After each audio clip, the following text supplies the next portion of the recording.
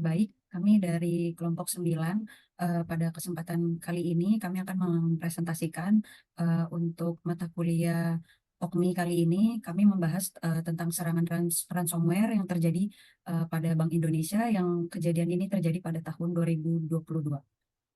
Silakan Mas, untuk kesempatan kali ini perkenalkan kami dari kelompok 9, yang beranggotakan, ada Mas Rudi Anggam dan saya sendiri Fani Eka Putri.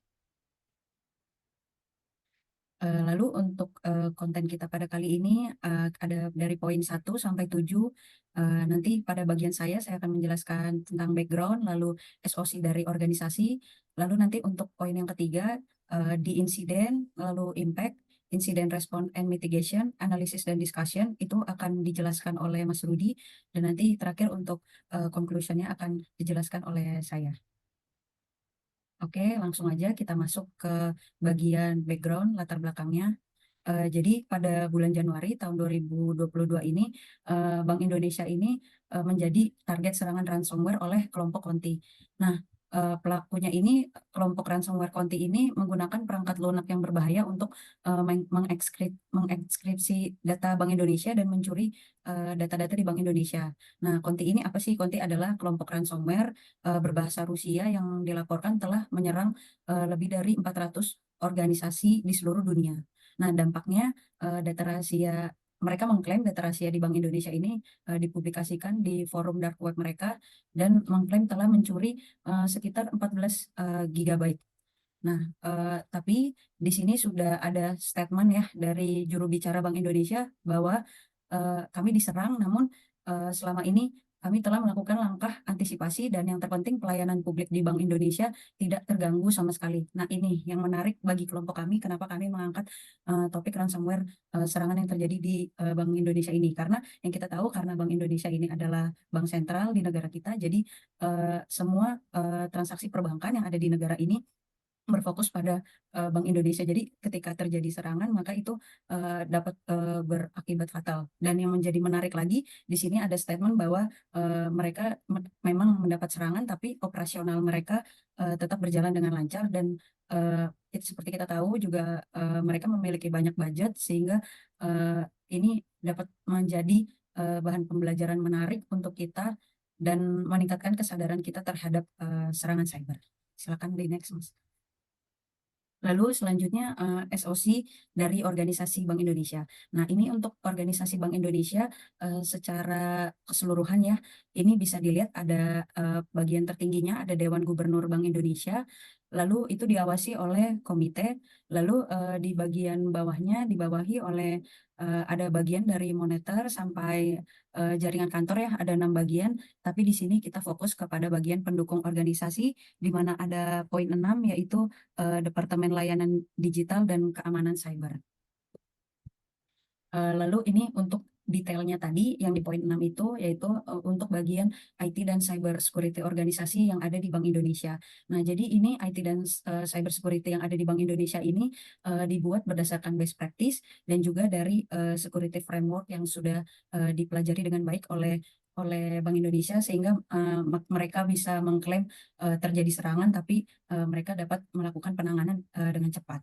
Nah, ini dari DLDS lalu dibagi, menjadi 3, ada grup, pengelolaan aplikasi dan berikut ada detail-detailnya untuk, job desk-nya mereka. Lalu yang di C2 ada grup pengelolaan infra, IT dan layanan digitalnya dan untuk detail pekerjaannya juga sudah tertera dan lalu ada C3 juga untuk grup ketahanan dan keamanan cyber. Lalu untuk penjelasan selanjutnya, untuk bagian insiden akan dilanjutkan oleh Mas Rudi. Silakan Mas. Oke, terima kasih Mbak Fani. Saya akan melanjutkan terkait dengan insiden yang terjadi di Bank Indonesia terkait dengan ransomware. Nah, dalam kegiatan ataupun ransomware attack ini sendiri, kita menganalisa bahwa typically ransomware attack itu dimulai dari beberapa proses sampai nantinya terdeteksi oleh Bank Indonesia. Yang pertama ini terkait dengan initial access, nah, di mana attacker melakukan kegiatan ransomware attack ini dengan melakukan phishing attack dan juga melakukan exploit terkait dengan remote desktop kayak gitu ya. Nah, kemudian yang kedua ini terkait dengan established fault hold kayak gitu. Nah, di sini si attacker menyebarkan malware dengan melakukan atau mempertahankan aksesnya di server atau workstation yang sudah didapatkan di awal tadi. Kemudian juga attacker melakukan privilege escalation untuk meningkatkan haknya untuk bisa mengakses ataupun uh, melakukan eksekusi ransomware-nya. Nah, setelah itu si attacker juga melakukan kegiatan lateral movement dan juga melakukan exfiltrate data sebelum data tersebut di encryption. Nah, setelah data itu di exfiltrate, si attacker baru melakukan kegiatan encryption dan juga langkah selanjutnya si attacker mencoba untuk melakukan request terkait dengan uh, denda ataupun terkait dengan request uang untuk bisa melakukan decrypt terkait dengan data-data yang saat ini sudah dienkripsi oleh si attacker. Nah, setelah itu baru adanya proses mitigation dan respon yang dilakukan oleh tim Bank Indonesia. Nah, secara garis besar terkait dengan insiden ransomware yang ada di Bank Indonesia ini sendiri, ini pada saat kita melakukan initial access, nah ini dimulai dari kegiatan phishing email yang dikirim ke beberapa karyawan yang ada di Bank Indonesia dan juga melalui crack remote desktop FDP dengan memanfaatkan default credential ataupun common credential. Nah, kemudian di sini gambarannya adalah setelah melakukan kegiatan phishing email dan melakukan remote desktop tadi, nah, si attacker melakukan data exfiltration, di mana data yang didapatkan itu kurang lebih 14 giga, dan itu juga yang sudah dipublish di internet, dan juga mengenkripsi beberapa file yang ada di Bank Indonesia internal environment-nya.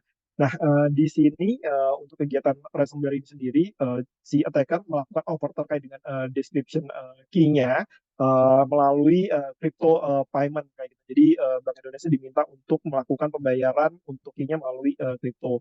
Dan apabila tidak dilakukan, maka si attacker itu akan melakukan publish data itu ke publik kayak gitu. Dan di mana data yang sudah dipublish itu sendiri itu ada beberapa informasi ya terkait dengan information disclosure dan juga mungkin bisa mengakibatkan terkait dengan potensial financial loss untuk Bank Indonesia. Dan di sini kalau misalnya kita breakdown dari hasil riset kita, jadi langkah yang dilakukan oleh si attacker yaitu attacker mengirimkan phishing ke target employee. Nah, employee melakukan klik email phishing-nya sehingga si employee tersebut ataupun si attacker dapat melakukan uh, eksekusi ransomware-nya di employee workstation. Nah, kemudian setelah si attacker mendapatkan workstation-nya dengan mengirimkan malware, nah di situ si attacker mendapatkan credential yang ada di self draft dan saat ini si attacker baru mendapatkan usernya sebatas normal user. Nah, di sini si attacker mencoba untuk melakukan privilege escalation dengan mencoba untuk meningkatkan privilege untuk mendapatkan akses ke server dan juga mengontrol ke beberapa sistem dengan melalui lateral movement. Nah, kemudian di sini juga kita sudah membreakdown terkait dengan TTP yang dilakukan oleh si attacker. Nah, di mana TTP ini sendiri kita mulai dari mitre ya di initial access, execution, persistent sampai ke impact. Nah, poin-poin yang dieksekusi dari kegiatan ransomware ini sendiri untuk di bagian initial access itu yaitu terkait dengan external remote service dan phishing dan juga mereka mendapatkan valid account. Sedangkan untuk yang di execution itu mereka melakukan command and scripting interpreter dan juga navigate API. Di persistent mereka melakukan external remote service dan juga memanfaatkan valid account dan di privilege escalation si attacker melakukan proses injection terkait dengan script malware-nya dan memanfaatkan juga dari valid account dan di defense evasion. Nah, di sini si attacker melakukan decode file atau informasi yang didapatkan dan juga melakukan obfuscate file yang ada di environment Bank Indonesia dan juga melakukan proses injection. Sedangkan di kegiatan selanjutnya terkait dengan credential access, nah yang sudah kita identifikasi dari typical ransomware ini adalah si attacker melakukan brute force attack. Nah, kemudian juga mereka melakukan still on fork Kerberos tiketnya dan di Discover ini mereka melakukan file dan directory Discover dan juga network share discovery dan melakukan proses discovery untuk environment yang ada di internal Bank Indonesia dan juga melakukan remote system discovery di semua environment Bank Indonesia. Selain itu juga dengan memanfaatkan sistem dan network configuration, si attacker mencoba untuk melakukan discovery semua segmennya dan juga melakukan sistem network connection discovery di semua environment yang ada di Bank Indonesia. Kemudian selanjutnya juga si attacker dalam melakukan kegiatan lateral movement, nah ini masih memanfaatkan terkait dengan remote service dan juga tren share konten, dan untuk kegiatan collection dan command and control ini dari hasil analisa kita belum dilakukan, dan baru melakukan exfiltrate data ke luar ya, yang data-data juga dipublish di internet.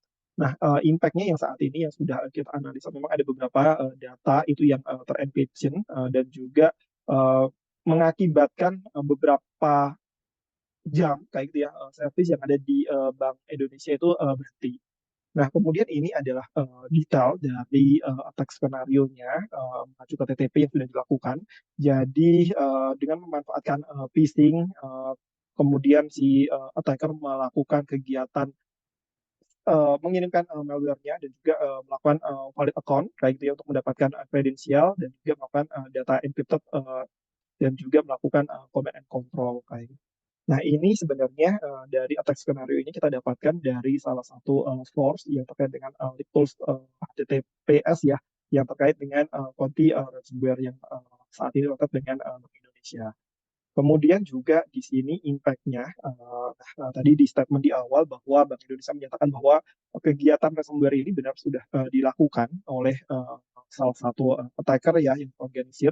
Nah, namun menyebutkan bahwa tidak ada impact sama sekali terkait dengan operasionalnya. Namun di kegiatan riset ini sendiri, kita sudah mengidentifikasi beberapa impact ya yang terkait dengan ransomware attack yang ada di Bank Indonesia. Nah, impact-nya ini sendiri itu bisa dari sisi customer, stakeholder, organization, kemudian juga ke overall cyber security posture yang ada di Bank Indonesia, dan juga sebagai impact-nya adalah di bank sentral ini sendiri, karena BI merupakan bank sentral yang sifatnya itu sangat penting buat kestabilan keuangan yang ada di negara Indonesia. Nah, di sini kalau misalnya kita detailkan lagi terkait dengan impact-nya ya untuk yang customer, nah di sini ada service disruption kayak gitu ya. Jadi kita mengidentifikasi bahwa meskipun BI menyatakan bahwa pelayan publik tidak terganggu, namun gangguan operasional yang bersifat sementara ini pasti terjadi di Bank Indonesia, yang mungkin menyebabkan customer ini tidak merasa nyaman terkait dengan gangguan servis yang dialami oleh Bank Indonesia. Dan juga terkait dengan masalah keamanan data, nah di sini juga mungkin beberapa customer ataupun mitra kayak gitu yang dari Bank Indonesia itu juga khawatir terkait dengan data personal dan finansial datanya itu sendiri. Apakah benar BI itu sudah bisa memastikan bahwa data personal yang ada di organisasi tersebut itu aman atau tidak kayak gitu. Kemudian juga di sini sebenarnya juga akan ada impact terkait dengan kepercayaan ya, trust dan confidence ya, dari si stakeholder ataupun investor ataupun partner kayak gitu ya, terkait dengan apakah bisa sih Bank Indonesia ini mengamankan infrastruktur yang dan datanya kayak gitu. Juga di sini ada financial impact yang walaupun sebenarnya secara tidak langsung tidak ada hubungannya dengan customer, namun di sini dengan adanya ransomware ini sendiri pasti akan ada beberapa impact terkait dengan misalnya biaya finansial terkait dengan mitigasi, investigasi, dan penguatan terkait dengan implementasi cyber security, itu pasti akan ada impact-nya dari kegiatan ransomware ini sendiri. Dan di organization sendiri pun juga serangan tersebut mengganggu operasional BI untuk sementara waktu, sehingga memerlukan respon yang segera, dan upaya mitigasinya juga harus diprioritaskan gitu. Jadi mungkin ini juga mengganggu beberapa operasional bisnis yang ada di Bank Indonesia. Dan yang gak kalah penting, memang yang paling disoroti dari kegiatan sendiri adalah reputasi dari si Bank Indonesia ini sendiri kayak gitu ya. Jadi kalau misalnya sekalipun tidak ada data penting yang dikompromi ataupun data-data yang dipublish itu kurang begitu berdampak ke Bank Indonesia. Nah, di sini terjadi serangan ransomware itu mungkin dapat merusak reputasi bank dan menyebabkan pengawasan dan badan pengawasan dari masyarakat. Dan itu juga resource allocation-nya yang digunakan untuk mitigasi terkait dengan ransomware ini juga uh, cukup banyak ya, melibatkan IT personel, cyber security expert, dan juga financial resource kayak gitu. Dan juga yang terkait dengan overall cyber security posturnya juga ini kita melihat bahwa serangan itu mungkin besar juga mengarah pada peningkatan fokus pada langkah-langkah keamanan cyber dalam organisasi, termasuk mungkin peningkatan dari sisi proses monitoring, protokol respon, dan juga training di employee-nya. Dan di Central Bank Role ini sendiri, karena memang saat ini sebagai bank sentral di BI, gangguan apapun terhadap operasional BI ini juga lebih luas impact-nya terhadap stabilitas keuangan nasional kayak gitu ya. Namun saat ini karena Bank Indonesia merespon dengan cepat, jadi resiko ini masih belum terasa sampai saat ini. Nah, kemudian di sini juga kita mengidentifikasi terkait dengan insiden respon dan mitigation-nya, bahwa yang dilakukan oleh Bank Indonesia itu terkait dengan responnya memang cepat ya, terkait dengan kegiatan atau aktivitas ransomware yang ada di Bank Indonesia. Juga Bank Indonesia juga sudah melakukan antisipasi terkait dengan ransomware attack-nya. Step-stepnya itu juga sudah didokumentasikan di dokumen Business Continuity Plan dan Disaster Recovery Plan, dan juga mitigation measure-nya juga sudah dilakukan dengan baik, dan juga communication-nya. Jadi kalau dari pengalaman kita yang pernah melakukan pekerjaan di Bank Indonesia, mereka sudah memiliki communication protokol terkait dengan proses incident management plan-nya. Dan juga Bank Indonesia saat ini sudah meningkatkan monitoring terkait dengan cyber attack yang ada di organisasi. Nah, kemudian terkait dengan analisa dan discussion ya. Jadi kalau misalnya kita lihat dari sisi uh, respon dan mitigation attack yang dilakukan oleh Bank Indonesia. Dan di sini mungkin kita bisa informasikan terkait dengan beberapa key action yang dilakukan ya terkait dengan nature of attack. Kayak gitu ya. Kita bisa melihat bahwa serangan tersebut melibatkan ransomware dan sejenis malware ya. Namun di sini kita bisa melihat bahwa celah FTP dan phishing itu merupakan celah yang utama nih, kritikal dalam proses penyebaran ransomware. Jadi kita juga bisa lebih waspada lagi kalau misalnya ada serangan phishing. Dan juga sebagai tim IT kita harus bisa mengelola service FTP supaya tidak bisa diakses oleh publik, dan juga mungkin dikasih akses kontrol yang proper untuk FTP-nya. Kemudian di immediate impact-nya, dan di sini kita melihat memang serangan tersebut itu tidak mengganggu operasional BI ya, namun banyak yang mungkin masih khawatir bahwa uh, BI untuk memperkuat cyber security-nya seperti apa. Kayak gitu itu juga masih menjadi concern di suatu organisasi. Kemudian juga terkait dengan data security, dan data security ini juga mungkin BI mengklarifikasi bahwa tidak ada critical data yang ada, nah, namun juga di sini mungkin banyak organisasi atau customer trust-nya itu sendiri itu masih bertanya ke BI terkait dengan data-datanya dan operational integrity-nya. Dan juga di sisi responnya, Bank BI juga sudah bagus dalam melakukan isolation dan assessment, kemudian anticipation step-nya dan communication step-nya kayak gitu ya. Ini juga bisa menjadi poin yang mungkin organisasi ataupun bank-bank lainnya bisa tiru untuk proses respon dan mitigasi apabila terjadi ransomware. Dan selain itu juga border implication-nya ini juga akan ada dari sisi customer trust, stakeholder confidence, dan juga reputation yang terjadi. Dan untuk lesson learn-nya sebenarnya di sini kita memang harus memprotek ya dari sisi people, proses, teknologi, terutama untuk kegiatan yang terkait dengan phishing ataupun exploitation terkait dengan service yang not secure. Dan juga sebagai central bank yang membuat regulasi, nah dengan adanya pengalaman ini sendiri pasti Bank Indonesia juga akan memperketat terkait dengan regulatory yang mungkin akan berimpact ke bank ataupun financial industri lainnya, supaya tidak mengalami kejadian yang sama dengan Bank Indonesia. Dan di sini ini terkait dengan closure dan conclusion mungkin akan dijelaskan oleh Mbak Fani. Ya, terima kasih Mas Rudi untuk penjelasan yang sangat detail tadi, dari awal insiden hingga analisis dan mitigasinya. Jadi di sini kita bisa menarik kesimpulan bahwa serangan ransomware yang di Bank Indonesia menjadi pengingat buat kita pentingnya keamanan cyber bagi lembaga keuangan. Lalu di sini juga kita bisa melihat bahwa Bank Indonesia berhasil mencegah gangguan signifikan dan melindungi data penting. Dan dari kejadian ini juga menunjukkan bahwa pentingnya langkah keamanan cyber yang kuat dan protokol respons insiden yang proaktif. Di sini poin-poin pentingnya yang pertama yaitu respons cepat. Jadi Bank Indonesia segera mengisolasi sistem yang terkena dampak dan mengambil langkah-langkah mitigasi untuk meminimalkan dampak serangan. Lalu yang kedua, ketahanan operasional. Jadi layanan publik Bank Indonesia tidak terganggu, jadi menjaga kepercayaan nasabah. Lalu yang ketiga, peningkatan keamanan, di mana serangan ini memungkinkan mendorong Bank Indonesia untuk meningkatkan langkah-langkah keamanan cybernya. Yang terakhir adalah implikasi regulasi. Ini pengalaman Bank Indonesia dapat mendorong peninjauan dan pengetatan peraturan keamanan cyber untuk lembaga keuangan yang ada di Indonesia. Jadi akhir katanya serangan ransomware ini menjadi tantangan besar, namun respons dan mitigasi Bank Indonesia yang efektif menunjukkan bahwa pentingnya kesiapsiagaan dan ketahanan dalam menghadapi ancaman cyber threats. Oke, sekian penjelasan dari kelompok kami.